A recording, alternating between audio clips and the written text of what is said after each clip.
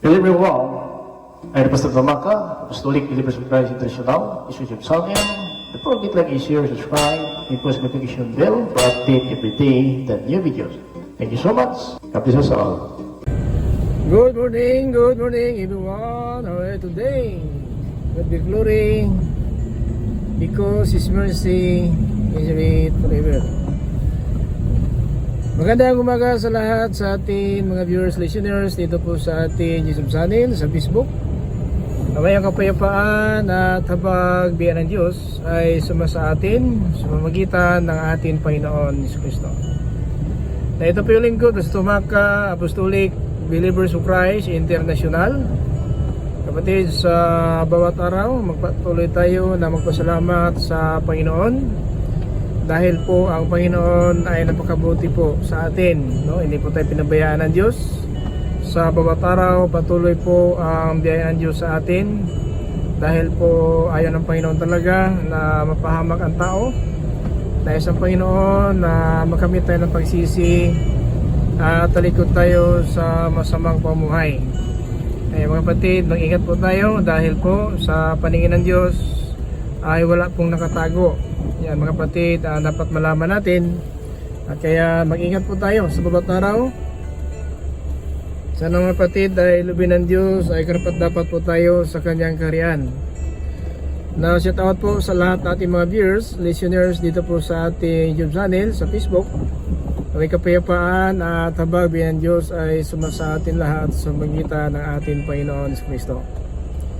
Mga kapatid, sa oras na ito ay batiin natin ating kasama sa ministry, lahat ng mga Apostolic Believers of Christ International, sa ating Vice Chairman dyan po sa Maya, Kumbiasong Marimanay Davao Oriental, Pastor Jericho Mahusay, Pastor Kim Mahusay Jr. dyan po sa Bacolod, Visayas, and Sister Lodi Mahusay, Sister Langlang Nazarino, and Brother Hallelujah Dudong, no, diyan po sa ating kapitbahay, Brother Romnick, sa lahat na ating kapitbahay dyan sa Mayag, Kumbiasong Marimanay Davao Oriental, din kay Pastor Dudong, no, Pastor Bernie, sa lahat po na Sister Ann, sa lahat po na ating mga kasama sa ministry yan po sa Davao, sa ating Secretary Black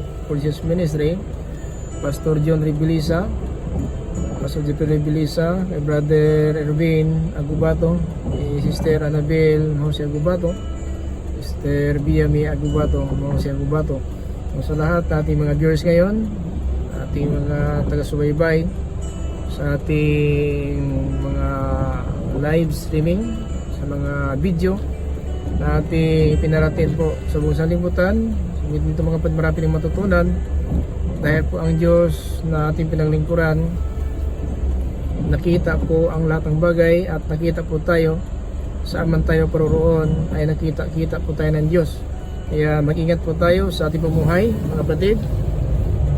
Kung tayong kumpiyansa sa ating kapanahonan, dapat na maging matyag o maghanda tayo sa ating pamuhay na mga kapatid. Huwag natin hayaan na kalimutan natin, no, ang mga aral ng Panginoon sa atin, dahil pag makalimutan po natin ang aral ng Panginoon, baka mapahamak tayo, no, sa ating pagharap sa hukuman ng Panginoon. Baka po kaparusahan po ating kantungan.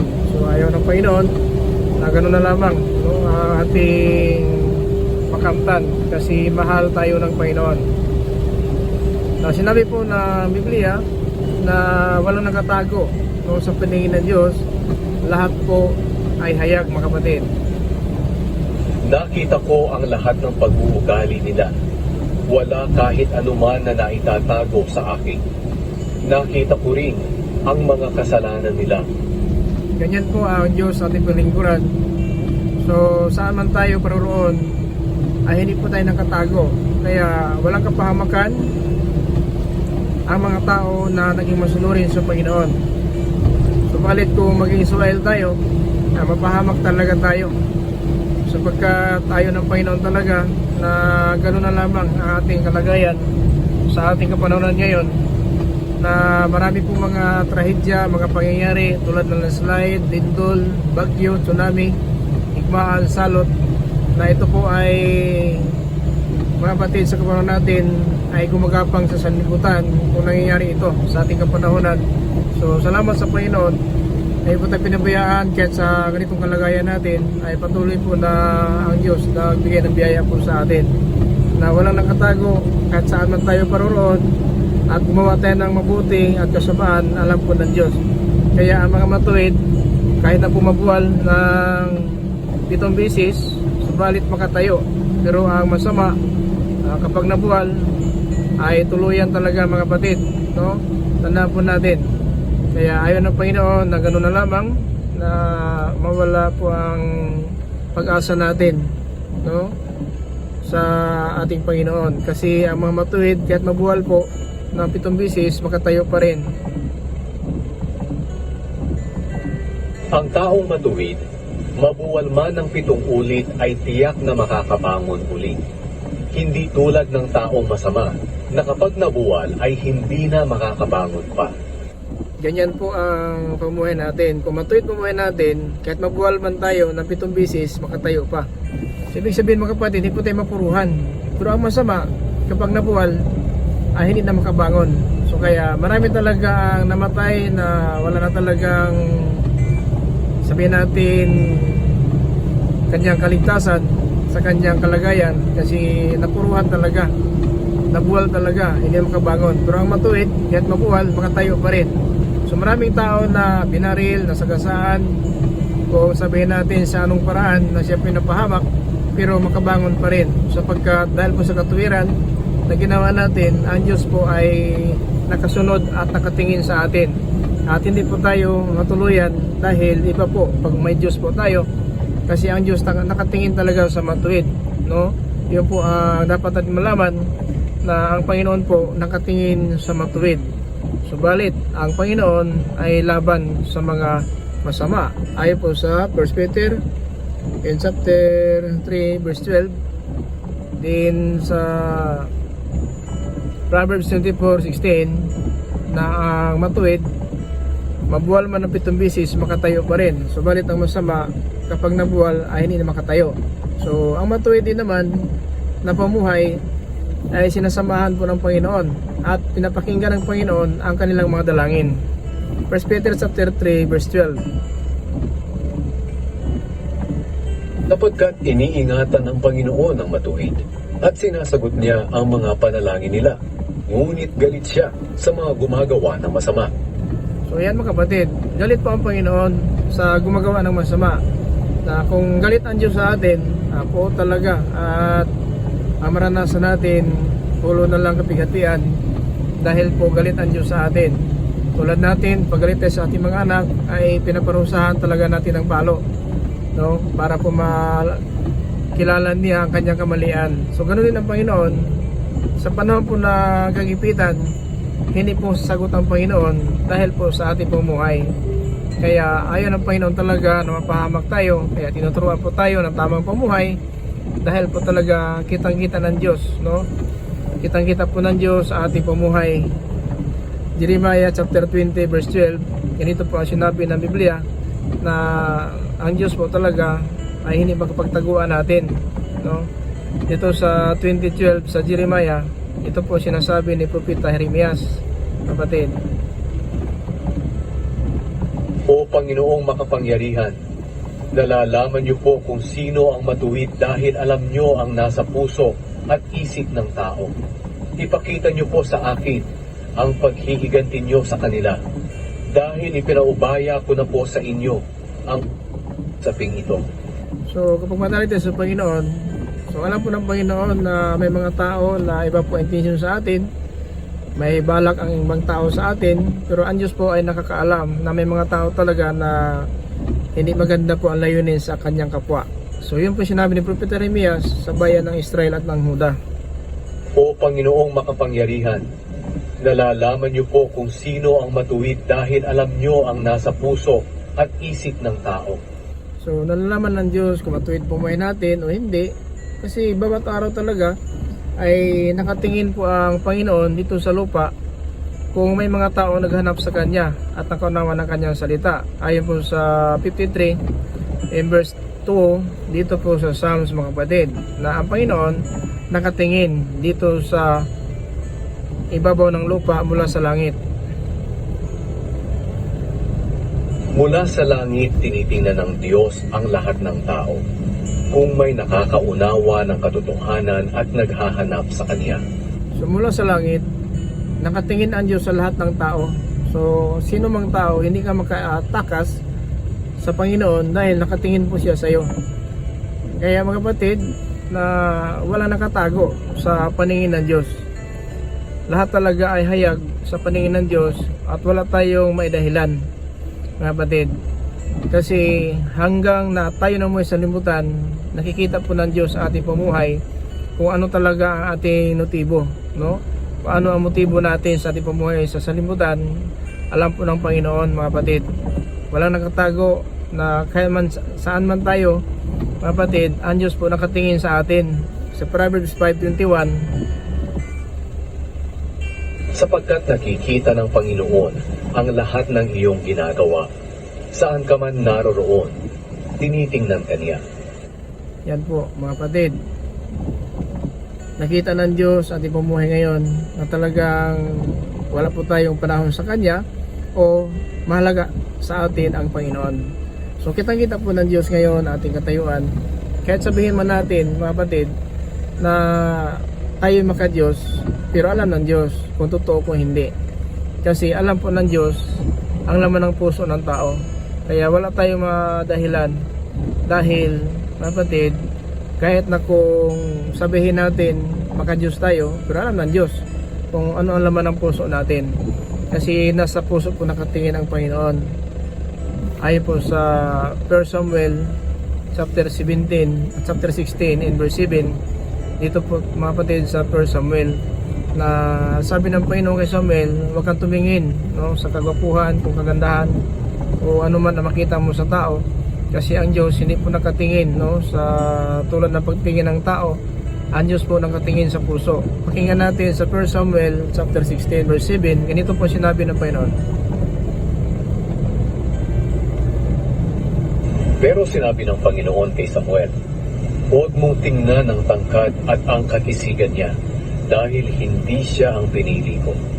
Hindi ako tumitingin na gaya ng pagtingin ng tao. Ang tao ay tumitingin sa panlabas na kaanyuan, ngunit ang tinitingnan ko'y ang puso. Ganyan po mga kapatid. Kaya pwede po natin malinla ang tao sa ating bibig, pero sa ating puso, mga kapatid, hindi makita na ating kapwa. Ang Diyos lang po nakita na ating puso. Kaya ang tao, sa bibig lang natin malinla, kasi ang bibig nandaraya talaga, mga kapatid. Tandaan po natin na kahit ang Panginoon nagsasabi po sa sulat po ni Marcos, na sabi ng Panginoon, tama ang pagkasulat ni Propeta Isaias sa mga taong ito. Ito mga kapatid sa Mateo, na sinabi po ng Panginoon, sa Marcos in chapter 7 verse 6, na ang mga tao na ito, pinupuri ako sa labi. Kaya maaari tayong maligaw at maaari tayong malinla ng tao sa labi, pero sa puso po, mga kapatid, nakikita po ng Diyos. Ito ang sinabi naman ng aklat. Tinagot sila ni Jesus, tamang-tama ang sinabi ni Isaias tungkol sa inyo ng mga pakitang tao. Ayon sa sinulat niya, sinabi ng Diyos na, iginagalang ako ng mga taong ito sa mga labi lang nila, ngunit malayo sa akin ang kanilang mga puso. Ganoon mga kapatid. Kaya sabi niya kay Samuel, huwag kang tumingin sa tao, katangkad, kagwapuhan, kung ano man nakita mo sa labas. Kasi ang tao, hanggang sa labas lang po ang makikita. Ngunit ang Diyos, hindi nakatingin sa labas, nasa puso po ng tao, sa ating puso. Kaya yan po mga kapatid, mag-ingat po tayo sa bawat araw. Na sana po, huwag natin hayaan na itong ating pumuhay sa limutan, akala siguro natin na hindi nakita ng Diyos ang ating pumuhay. Kitang-kita po ng Diyos mga kapatid. Kitang-kita ng Diyos ang ating pumuhay, kung ano ang ating pumuhay. Kaya hindi tayo makaiwas sa araw ng hatol, sapagkat walang nakatago sa Panginoon. At dahil diyan, mag-ingat po tayo dahil ang Panginoon talaga ay hindi po natutulog, hindi umiidlip, at palagi siya nakatingin sa atin. So wala po tayong may dahilan sa araw ng hatol, at wala tayong, mga kapatid, ikasumbat sa Panginoon, dahil hanggang ngayon ang biyaya ng Diyos ay patuloy po na nagbigay sa atin, no? Nagbigay sa atin ng pagkataon na tinuturuan po tayo. Sabi ito sa Jeremiah 11:20, ganito po ang sinabi ng Panginoon, mga kapatid. Tandaan po natin, sinabi po ito ng sulat ni Propeta Jeremias sa Jeremiah chapter 11 verse 20. Pero nanalangin ako, O Panginoong makapangyarihan, matuwid po ang paghatol ninyo. Nalalaman po ninyo ang isip at puso ng tao. So matuwid ang paghatol sapagkat nalalaman po ng Panginoon ang isip at puso ng tao. Kaya sa araw ng hatol, wala tayong maidahilan o ikasumbat sa Panginoon sapagkat nalalaman ng Panginoon ang laman ng puso natin at isipan. Kaya pwede manila si pastor, si father, si brother, sister sa ating bibig, pero alam ng Panginoon ang puso natin ay masama. Kasi ang puso ng tao talaga, yan po nanggagaling ang kabutihan at yan po nanggagaling ang kasamaan. Kapag mabuti ang laman ng puso natin, kaya ang pusong malinis makakita po sa Panginoon, no? Ang dalisay na puso, makakita tayo ng Panginoon. Kaya wag natin hayaan, mga kapatid, na hanggang lang sa bibig lang po, mga kapatid, no? Ang ating pumisalimutan, tingin natin sa 5:8 dito po sa Mateo, mga kapatid. Ito ay sinabi ng Panginoon. Mapalad ang mga taong may malinis na puso, dahil makikita nila ang Diyos. So, ang malinis na puso na tao, makakita ng Diyos. Kaya, bakit kailangan natin malinis ang puso? Para makita ang Diyos. Kasi galing sa puso talaga ang puot, mga kapatid, pagmataas, pagpatay, pangalunya, at saka pakikiapid, itong pagsaksi ng kasinungalingan, ito po ang nanggaling sa puso, na ito po yung nagpaparumi sa atin sa paningin ng Diyos. Kaya mag-ingat tayo sa bawat araw, mga kapatid, na sana po huwag tayong hatulan, no, ng kaparusahan. Sinabi po sa Mateo 15:19-20. Sapagkat sa puso ng tao nagmumula ang masasamang pag-iisip na nagtutulak sa kanya para pumatay, mangalunya, gumawa ng sexual na imoralidad, magnakaw, magsinungaling, at manira ng kapwa. Ang mga bagay na ito ang nagpaparumi sa isang tao. Yan, mga kapatid, no? So, galing sa puso po ang pagmata sa sarili, pagpatay, pangalunya, pakikiapid, pagsaksi ng sinungalingan, panira ng kapwa, galing sa puso po yan. So galing din sa puso ang matuwid, no? Kapag dalisay ang puso natin, wala tayong sama ng loob, walang hinatulan natin, wala po tayong sinisira. So yan po, mga kapatid, napakaganda po na kung malinis ang puso natin, makita natin ang Diyos. Ayon po sa Matthew chapter 5 verse 8. So napakaganda po kung gano'n na lang pumahay natin, na malinis ang puso natin. Kasi pag malinis ang puso natin, pwede po tayo hiling sa Panginoon, no? Kung anong nais natin ay ibigay po ng Panginoon, sapagkat ang malinis na puso ay pakinggan po ng Panginoon. Sapagkat, mga kapatid, yan po ang dapat natin malaman. So kung gusto natin makita ang Panginoon, dapat ang laman ng puso natin pag-ibig, hindi puot. Kasi kung puot ang laman ng puso natin, so yan, nagpaparami po yan sa paningin ng Diyos. Pero kung pag-ibig, ang laman ng puso natin, ay marunong tayo magpatawad. Kasi ang laman ng puso, pag-ibig talaga, no? Yung po sinabi naman na aklat, na ibigin natin ng Panginoon Diyos ang buong puso. So, ang pag-ibig, nasa puso po yan nakatira. No, ayun po sinabi sa Matthew 22 verse 37. Ibigin ng Panginoon Diyos buong puso, buong tapat, buong kaluluwa. Sa 38, ito ang pinakadakilang utos ng Diyos. So ano pala ang nakatira sa puso? Pag-ibig, mga kapatid, ang nakatira sa puso, hindi puot, hindi painira ng kapwa. Sapagkat ayun po sinabi sa Matthew 15 verse 19, galing sa puso, pumata sa sarili, patay, pangalan niya pagkiapit, panira ng kapwa, pagsaksi ng kasinungalingan. Iyan po laman ng puso. Pero kung ang laman ng puso natin, pag-ibig, so ang pag-ibig, nagtitiis, mapagtiyaga, ang pag-ibig, mga kapatid, yun po ang napakalaga na yan sana ang ating pamumuhay, na dyan tayo sa pag-ibig. Sa 1 Corinthians 13, 4 up to 7, mga kapatid, yun ito po ang sinabi ng Biblia sa 1 Corinthians. in chapter 13, 4 up to 7. Ganito po mga kapatid ang sinabi na Biblia. Pakinggan natin ang pag-ibig, kung ano talaga ang tao na may pag-ibig. Ang taong may pag-ibig ay mapagtiis, mabait, hindi marunong mainggit, hindi hambog o mapagmataas, hindi bastos ang pag-uugali, hindi makasarili, hindi magagalitin o mapagtanim ng sama ng loob sa kapwa, hindi natutuwa sa kasamaan, kundi nagagalak sa katotohanan, matiyaga, laging nagtitiwala, laging may pag-asa at tinitiis ang lahat. Amen. So yan po ang tao na mamuhay sa pag-ibig. Na kung puot ang laman ng puso natin, so kabaliktaran po. Kasi hindi bastos, hindi po ang pag-ibig nagtyatsyaga at hinira ng kapwa, hindi po mataas. Yan ang mataas na tayo, yun laman ang puso natin. Pero itong pag-ibig na sa puso natin, iba po ang taong may pag-ibig na galing sa Diyos. Ito lang mga kapatid. So ang pag-ibig ay hindi po sa bibig lang mga kapatid. Ang pag-ibig galing sa puso. So madaling sabihin may pag-ibig tayo sa ating kapwa, pero minsan napuot pa rin tayo. Dahil po ang pag-ibig na yan, kapatid, ay hindi po galing sa puso, hanggang po sa bibig. So ang pag-ibig na galing sa puso, nagpapatawad po ng maraming kasalanan. Kaya kapag nasa atin ang pag-ibig, ay marunong tayo magpatawad na ating kapwa. So yun po mga kapatid, tandaan po natin, wala nakatago po sa paningin ng Diyos. Lahat po mga kapatid ay hayag. Tandaan po natin na sa ating givers, lahat po mga kapatid ay nakita ng Diyos, walang nakatago. Tandaan po natin. Kaya mag-ingat po tayo sa ating pamuhay, kasi ang pag-ibig na mga kapatid ay nagpapatawad. Kaya kung may pag-ibig tayo sa ating kapwa, ay nagpapatawad tayo mga kapatid sa anuman ng mga nagawa sa atin na kasalanan. Ito mga kapatid sa verse 8, hallelujah, in chapter 4 dito po sa 1 Peter mga kapatid, ito po ang sinasabi ng Biblia, chapter 4 verse 8. Pakinggan natin.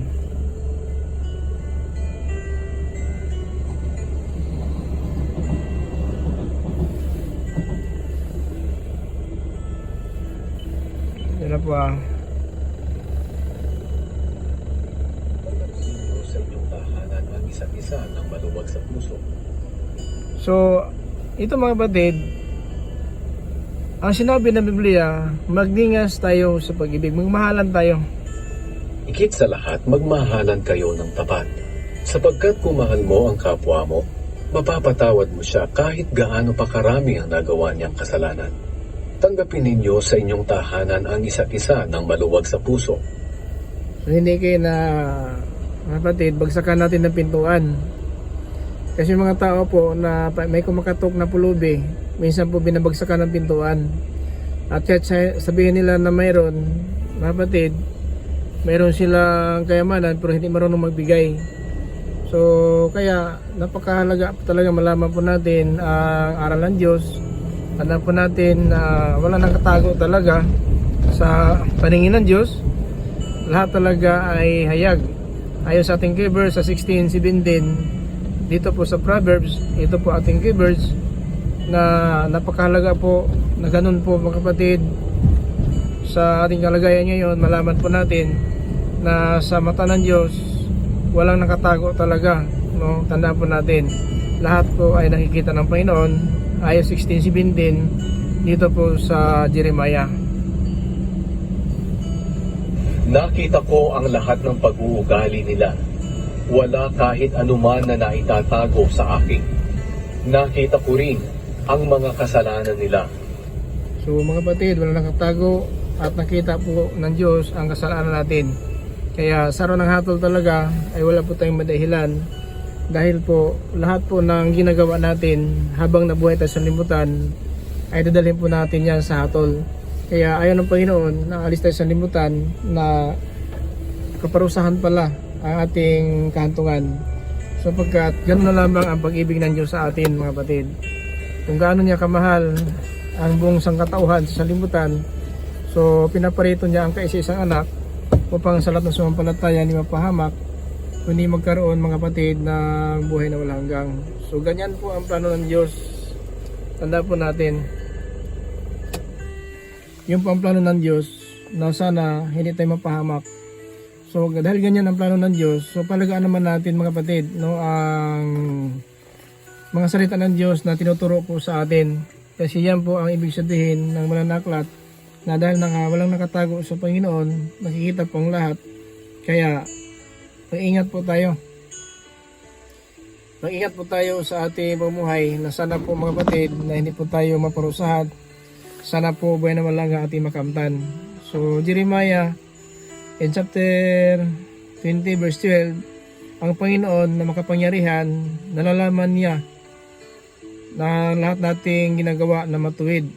Kasi alam po ng Panginoon ang laman ng puso natin at isipan.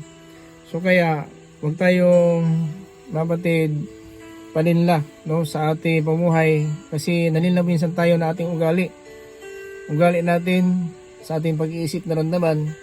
Minsan po mga kapatid, salungat na po sa Panginoon, no, hindi po tayo nakasunod. Sabi po sa Hebrew chapter 4 verse 13, wala makapagtago sa mata ng Diyos, lahat po nakikita sa kanyang paningin at sa kanya tayo mananagot. So ganun mga kapatid, sa kanya tayo mananagot, kaya dahil po ganyan ating katayuan, so dapat natin mga kapatid malaman ang tamang pamuhay, kung ano talaga ang nararapat. Huwag tayong kumpiyansa sa ating kapununan ngayon, kasi marami talaga ang sabihin natin mga tao ngayon na umaasa na lang po.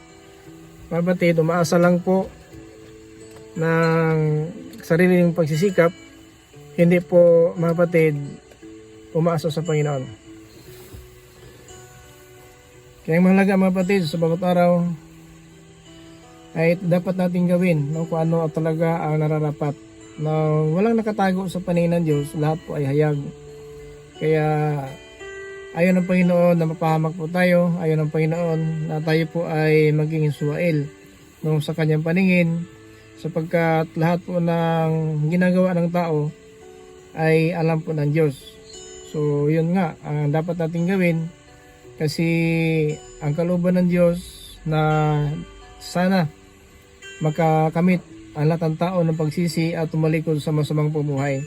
So ganyan po ang katayuan natin, no, sa ating Panginoon. Ganyan po ang katayuan natin, na ayaw ng Panginoon na mapahamak tayo, na isang Panginoon na makamit ang tao ng pagsisi at talikod sa masamang pumuhay. So na isang Panginoon na maituwid po, haleluya, ating pamuhay dito sa libutan. Kasi ayaw ng Panginoon talaga na pagkaparusahan po ating kahantungan. May connect po tayo signal.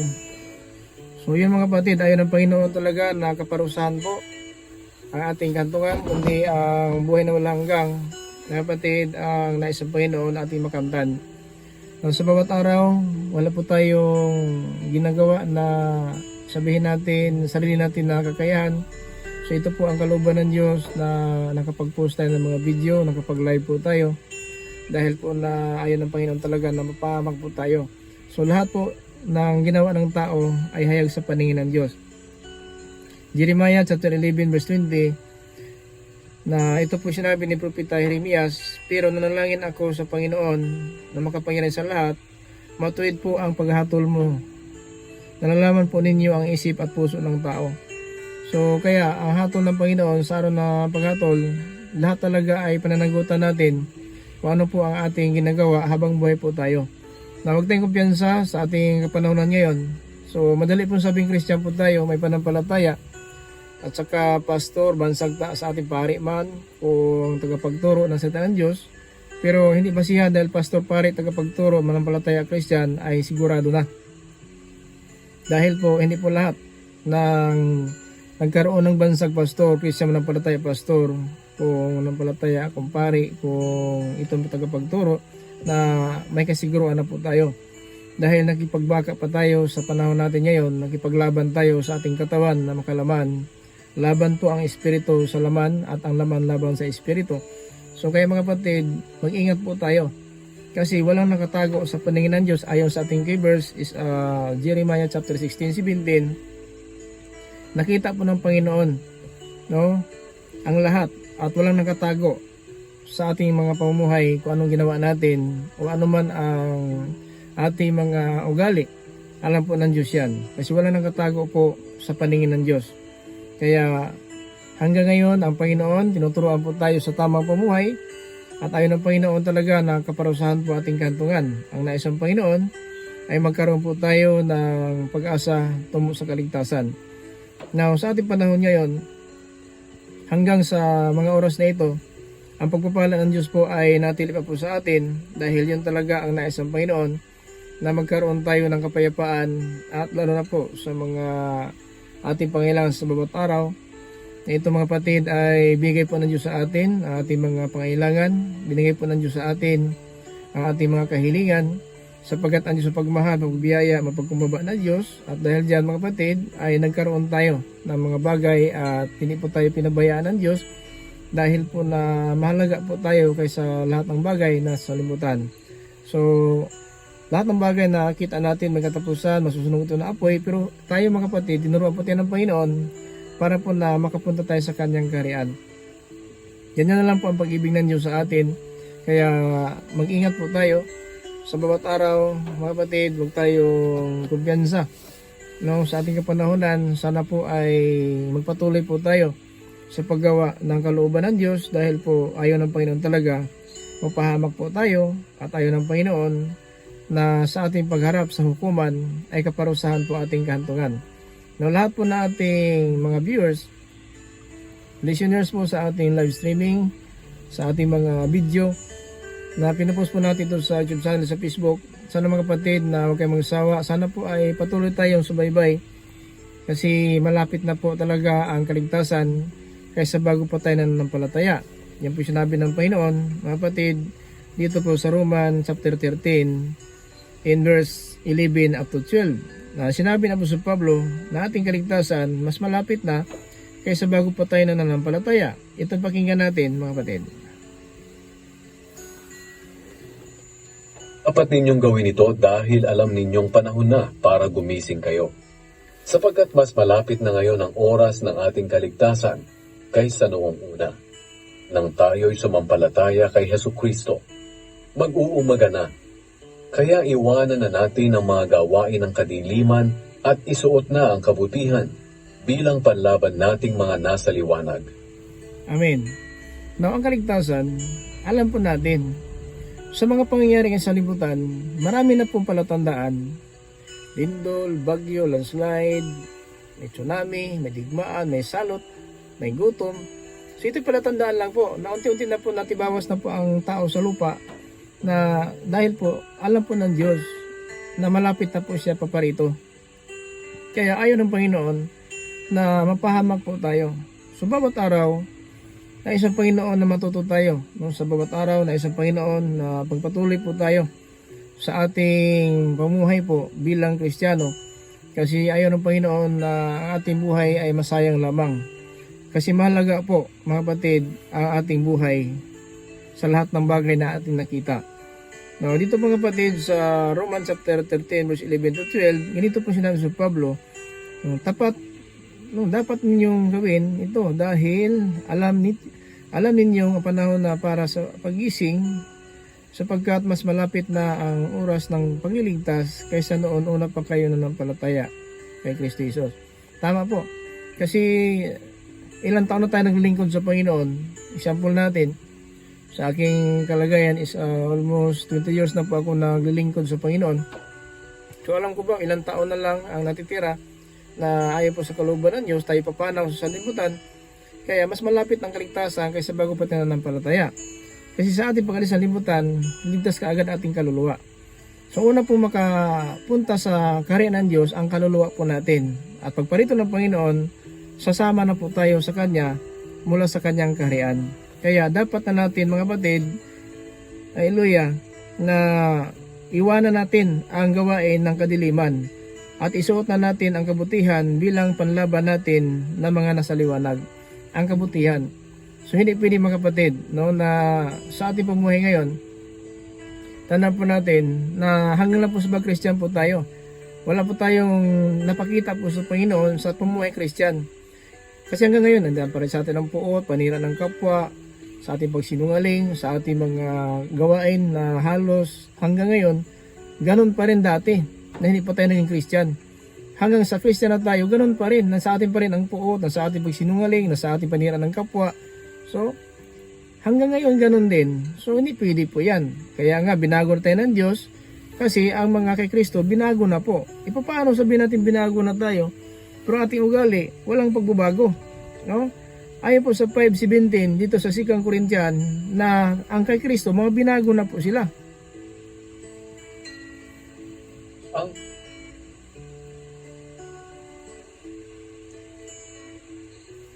5:17 sa 2 Corinthians, ganito po ang sinabi ng banal na aklat. Ang sinumang na kay Kristo ay isa ng bagong nilalang. Wala na ang dati niyang pagkatao. Binago na siya. O, di ba? Yung kay Kristo na, yung mga Christian na, binago na. Wala natin pagkatao. Pero tayo mga Christian ngayon, disim pa rin ang ugali natin. Nagsinungaling, nanira ng kapwa, at saka nakapaghatol kaagad tayo ng kapwa natin. Yun po ang isa po na kasalungatan po ng Biblia. Sa pagkatotong Christian ay binago na po. Wala po dati natin pagkatao. Bakit nandiyan pa ating pagsinungaling? Nandiyan pa rin ating panira ng kapwa. Nandiyan pa rin ating puot sa ating kapwa. So, hindi po totoo ang ating pagka-Christian. Ang sinumang na kay Kristo ay isa ng bagong nilalang. Wala na ang dati niyang pagkatao. Binago na siya. Diba? Wala na dating pagkatao. Pero bakit? Sabi natin Christian tayo, pastor ng palataya. No? Bakit ngayon ang ating ugali ganun pa rin? Walang pagbabago. Napuot sa kapwa, napuot sa kapatid, nanira tayo ng kapwa, nagsinungaling, at saka marami pa tayong mga ginagawa na hindi po kalugod-lugod sa Panginoon. Kaya hindi natin mapatunayan na binago na po tayo. Pero ang Biblia nagpapatunay na totoong kay Kristo, binago na. Ang sinumang na kay Kristo ay isa ng bagong nilalang. Wala na ang dati niyang pagkatao. Binago na siya. I mean to say, sabihin natin Christian tayo, pastor mo ng palataya, pari tagapagturo ng salita ng Diyos, pero kung nasa atin pa rin ang dating ugali, no? Tulad ng paninira ng kapwa, pagsinungaling, at saka itong pagkapuot ng kapwa, so hindi po totoo na binago na po tayo. So ang pagbabago po mga kapatid, na galing sa Diyos, may kaibahan talaga. Kahit sa ating panalita maasahan, sa ating mga pag-iisip, hindi po tayo maging sanhi ng puot, hindi po tayo mga kapatid ang sanhi ng away kung buro ka. So yun po mga kapatid, ang binago na po. Pero kung sabihin natin Christian na tayo, sabihin natin may alam din sa ang Diyos, pero ang ating pumuhay, walang pagbabago. Nasa atin pa rin ang ating makasarili, no? Ito pagka makasarili, ano po ito sa mata ng Diyos, makasarili. So hindi po ito talaga nakakabuti ang makasariling pagkatao. Ibig sabihin, hindi ka marunong tumingin ng kapwa mo. So kailangan natin na mas mahalaga ang kapwa natin sa ating sarili. Hindi ka, sarili natin ang pinalagaan natin. Gusto lang natin tayo po ang masagana, pero ang kapwa natin naghihirap. So hindi po pwede ganyan ang pamuhay natin. Sapagkat ang pag-ibig ng Diyos, ang nais ng Panginoon, ang pag-ibig ang ating dapat ipamumuhay sa sanlibutan. Pag-ibig, sa ito sinabi sa diyan, mga kapatid, chapter 13, in verse 34. Ito ang utos na para po sa atin lahat, para po na maturuan tayo sa tamang pamuhay. Kaya isang bagong utos ang ibinibigay ko sa inyo. Magmahalan kayo. Kung paano ko kayo minamahal, ganoon din dapat ang pagmamahal nyo sa isa't isa. So ganun, walang siraan, walang puutan, walang pagmamataas, o pagmalupit man sa kapwa. Yan po ang pag-ibig, ang utos ng Diyos. Kaya kung nasa atin ang pag-ibig, maiwasan po natin ang pamumuhay po na ito'y kasuklam-suklam sa paningin ng Diyos. Dahil sinabi ko na nga, ang pag-ibig, mga kapatid, ay marunong magtiis at hindi basto sa panalita at hindi po siya mapagmataas. Pakinggan natin ulit dito sa 1 Corinthians chapter 13, 4 in up to 7. Ang taong may pag-ibig ay mapagtiis, mabait, hindi marunong mainggit, hindi hambog o mapagmataas.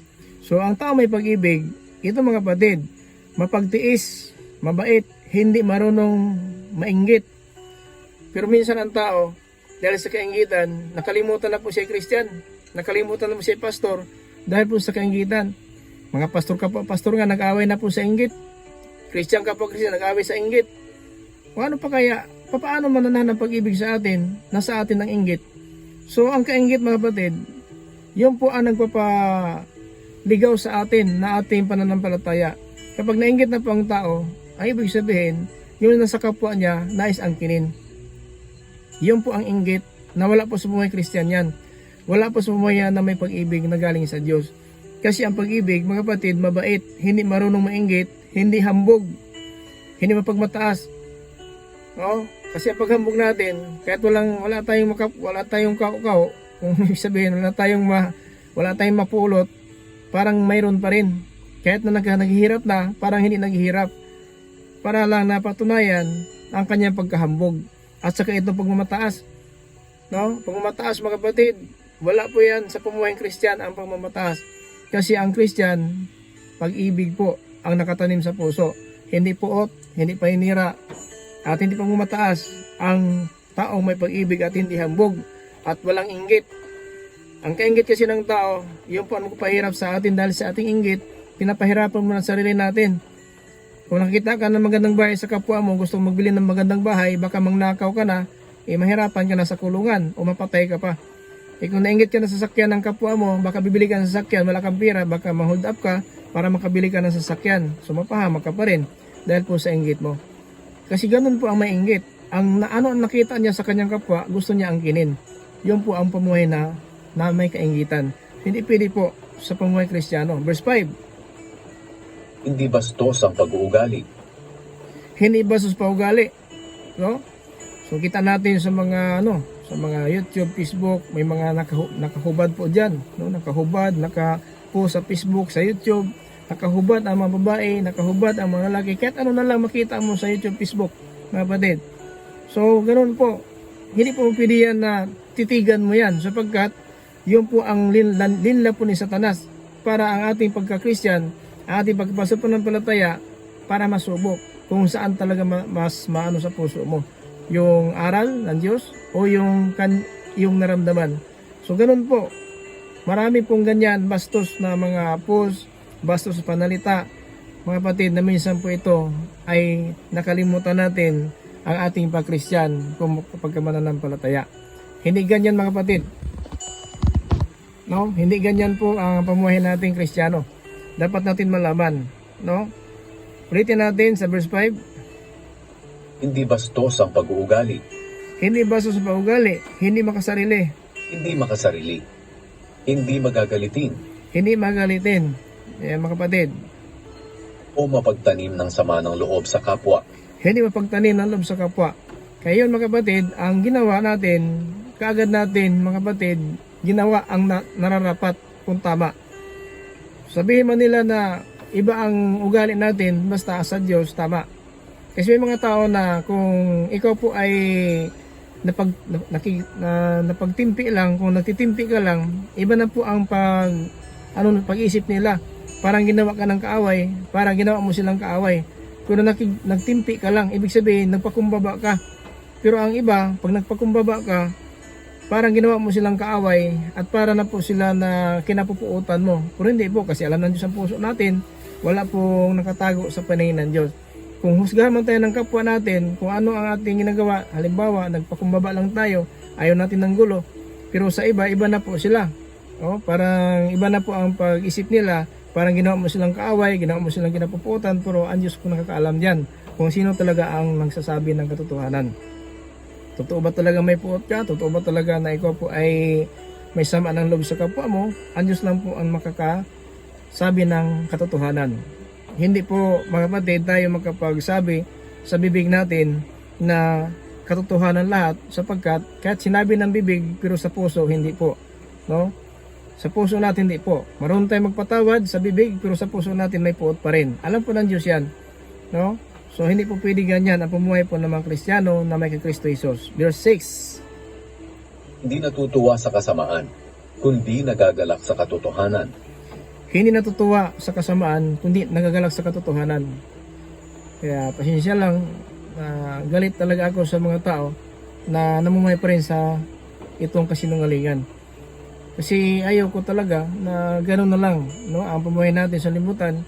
Na minsan nakita tayong mga tao na sabihin natin na natili sa pagkasinungaling, kaya napupuo tayo at saka minsan ay parang naigalit tayo. Totoo po, galit tayo sa mga tao, mga sinungaling. Pakinggan natin ulit sa verse 6. Hindi natutuwa sa kasamaan, kundi nagagalak sa katotohanan. Paano magalak kung sinungalingan na po? So hindi tayo magalak kung sinungalingan. Kasi ang Biblia nagsasabi, hindi natutuwa sa kasamaan. Masama po magsinungaling. At saka, hindi po tayo nagagalak sa kasinungalingan kung nagagalak tayo sa katotohanan.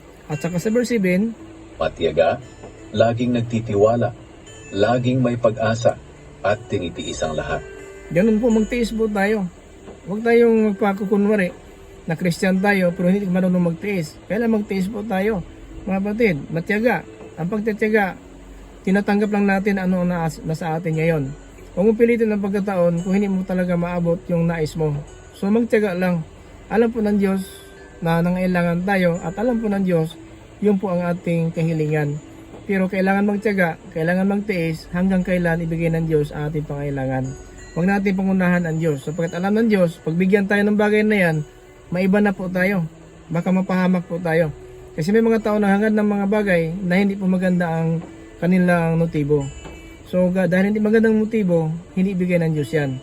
Ayon po sinabi ni Apostol Santiago na may nanghingi pero hindi makatanggap sapagkat hindi maganda ang layunin.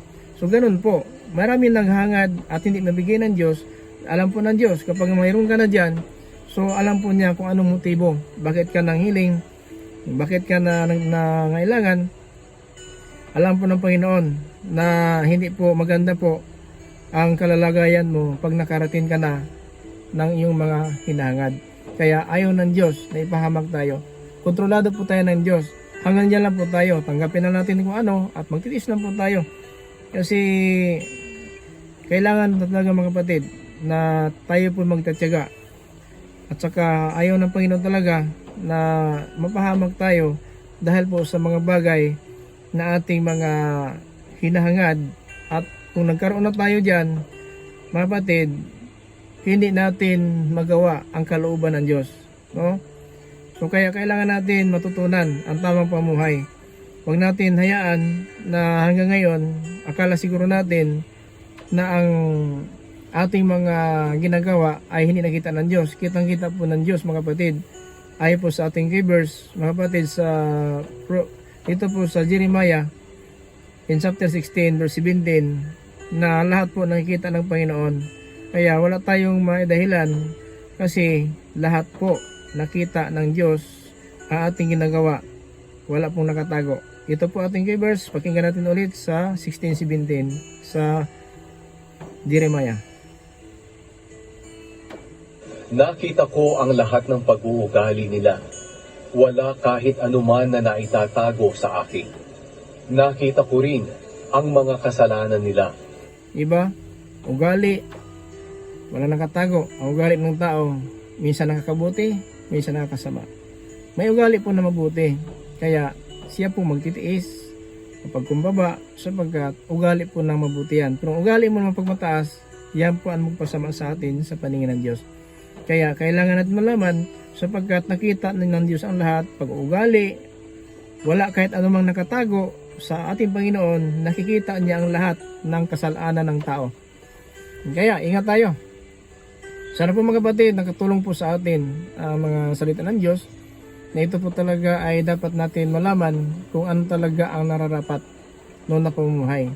Kasi hanggang ngayon, no? Hanggang ngayon, ganun pa rin ating ugali at alam po ng Diyos na ganun talaga ang ating pamuhay. Kaya gusto ng Panginoon lang na itama na po natin ating pamuhay sapagkat natin alam hanggang kailan tayo papanaw, mga kapatid. Sa Jeremiah chapter 20 verse 12, ganito yung sinasabi ng Panginoon, 20:12 sa Jeremiah, na ito din sinasabi ni Propeta Jeremias. O Panginoong makapangyarihan, nalalaman niyo po kung sino ang matuwid dahil alam niyo ang nasa puso at isip ng tao. Nalalaman mo po kung sino ang matuwid sapagkat nalalaman mo po ang anuman ang laman ng puso at isip ng tao. So kayo mga kapatid, wala tayong Wala naman dahilan. Hindi ka makapagsabi, Panginoon, hindi ko ginagawa yon. Dalhin lahat sa hatol, mga kapatid, ang ating pamumuhay habang buhay tayo sa libutan. Dadalhin lahat yan, mga kapatid. Pakinggan natin sa 2 Corinthians in chapter 5 in verse 10. Ito sinabi ni Apostol Pablo, lahat tayo harap sa hukuman. Kapagkat haharap tayong lahat kay Kristo para hatulan, tatanggapin ng bawat isa ang nararapat na kabayaran sa kanyang mga ginawa, mabuti man o masama, nang nabubuhay pa siya sa mundong ito. Ayan po, mga kapatid. Tatanggap tayo ayon sa ating gawa, mabuti o masama, habang namumuhay pa tayo dito sa sanlibutan. Galatia chapter 6 verse 7, kung ano ang tinatanim ng tao, yan ang kanyang anihin. Huwag ninyong linlangin ang inyong sarili. Ang Diyos ay hindi madadaya ni numan. Kung ano ang itinanim ng tao, iyon din ang kanyang aanihin. Di ba? Hindi madaya, hindi malinla ang Diyos. Kung ano ang tinatanim ng tao, yun ang kanyang anihin.